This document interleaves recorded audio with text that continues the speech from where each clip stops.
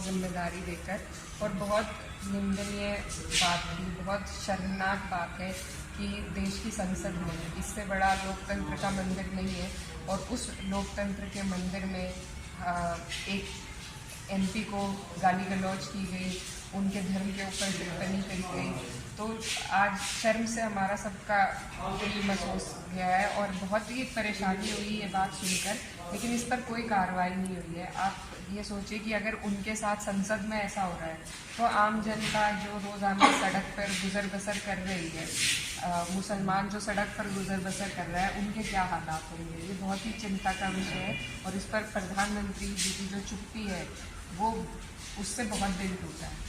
सहनशीलता का उन्होंने सबूत दिया है और आजकल इसको आप सहनशीलता कहेंगे या नहीं, बुज़दिली नहीं। देखिए, दूसरे के स्तर पर गिरकर अगर उससे मुकाबला करना कहा जाए तो मैं इस बात को नहीं मानती।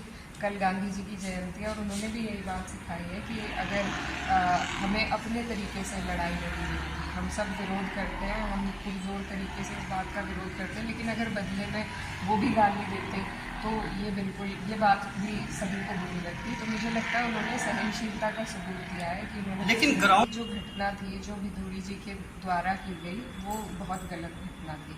लेकिन ये नहीं है कि किसी गलत घटना को गलत ही तरीके से उसका जवाब दिया जाए। लोकतंत्र अभी हमारे देश में जिंदा है, लोकतांत्रिक ताकतें अभी जिंदा है और हम उम्मीद करते हैं कि उन्हीं के ज़रिए जो गुस्सा हमारे लोगों में है, जो गुस्सा सभी में इस बात से है, उस गुस्से का जवाब हम वोट के जरिए दे सकते हैं।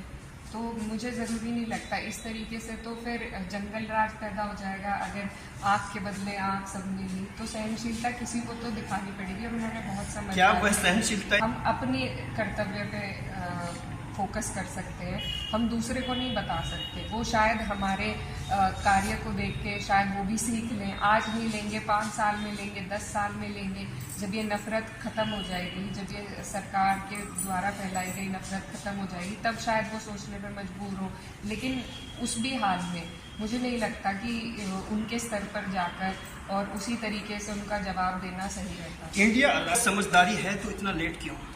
नहीं, लेट अभी देखिए टाइम है, चुनाव में टाइम है अभी।